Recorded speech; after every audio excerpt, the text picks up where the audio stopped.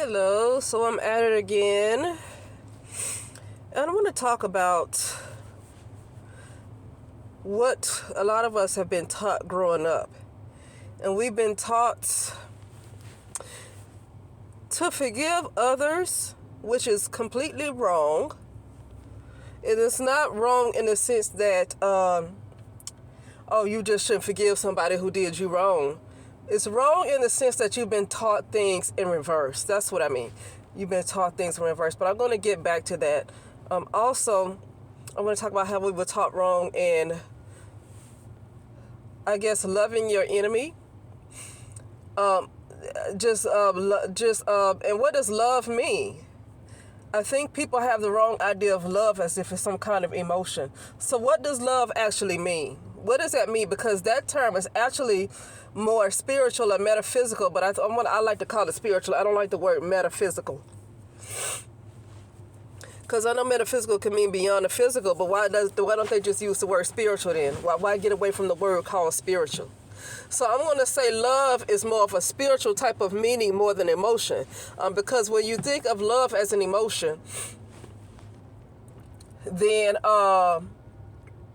when you think of love as an emotion, then it's very hard because you're going to have to fight to try to get some kind of a human emotion when the word love is used. And the word love, that is not the way, that's never how that word was supposed to be used in any sense.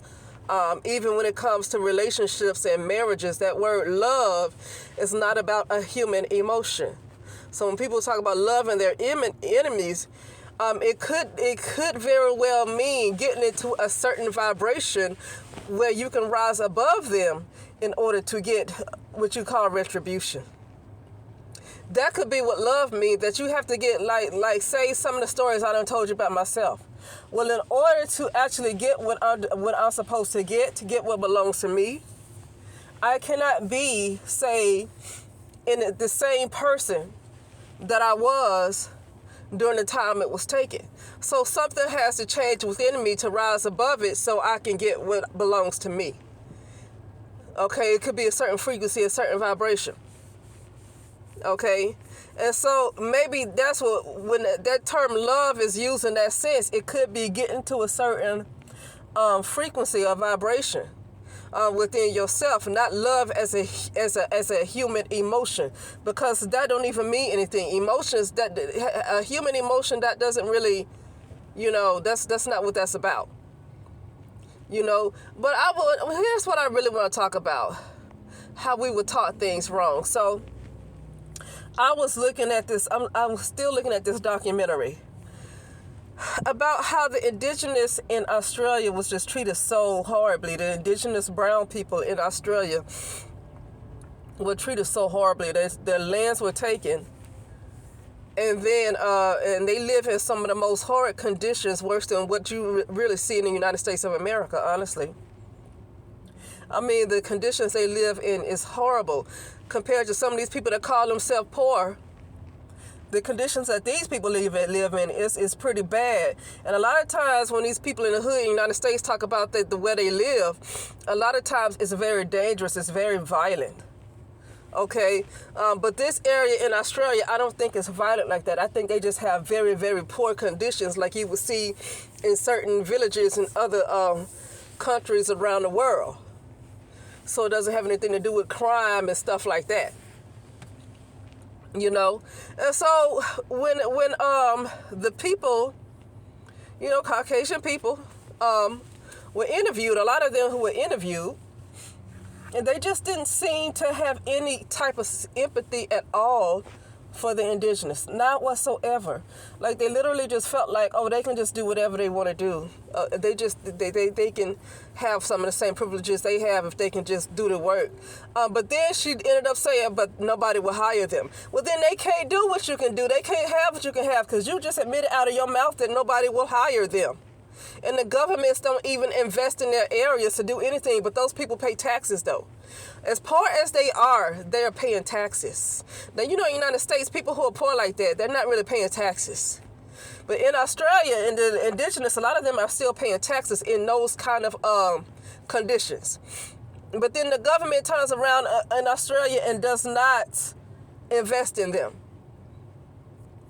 And literally, when most of these people, these Caucasian people, these residents in Australia, it's an area called Utopia in Australia. When a lot of these residents who were Caucasian were interviewed, they had literally no empathy. They could not, they could not understand it. They just don't get it at all. And when the interview was the person who was asking questions was trying to talk about how they were here first, it's almost like they didn't get it. So here's what I want to say about that, because I don't want to get on the whole race thing, because it's not about really race. They're just notorious for doing that. But honestly, that's the part that we know in this American history, because even if let's just take the stories in the Bible, even if you don't believe it, right? Excuse me, but let's take some of the stories that we've read, though, about how a lot of those lands was taken over. Okay, and then the God of those Hebrew Israelites was telling them to kill everybody in that land, even the children, to even kill all of the children, don't leave nothing alive, kill everything. Okay? So this isn't the first time lands have been taken over like that. It's just that in this type of history during this lifetime, we're just happening to see it's a lot of Caucasians. Okay? But here's what I want to say about that. When something happens to these people that literally know, when they get the knowledge, when they become aware that somebody else had to suffer for them to be comfortable, and they turn around and have a non-empathetic attitude. They have an attitude of, well, it's their fault. When they finally come to a realization that these people were pushed to the side and pushed to different lands and living in terrible conditions where they're not getting the same treatment as they are, and then a response from some of these people, some of these Caucasian people, is, well, that's their fault and all of this. Like, they just do not get it. When something happens to this group of people, and I'm talking about this group of people like in Utopia, for example, in Utopia, Australia. When something happens to this group of people and their children, the indigenous should not have any type of sympathy for these, not even their babies. And the reason why I say this, because I do notice a lot of people, it's a lot of brown people, especially brown women, because they are so maternal, that they feel like nothing should ever happen to any of the babies. Like they say, don't touch the babies, don't touch the children. This is something major that brown women, whether they're African or whether they're in the United States of America, or no matter where they are around the world, they seem to carry this same trait. No matter how this other group of people slaughtered your family and your bloodline and your children, somewhere in them they are so maternal that they feel like those same group of people, for some reason they feel like their children deserve to survive whatever disaster is coming to them. I would like to call it karma, but sometimes karma don't necessarily work like that in the false matrix. It really don't work like that in the false matrix. You really have to take back what belongs to you. Okay?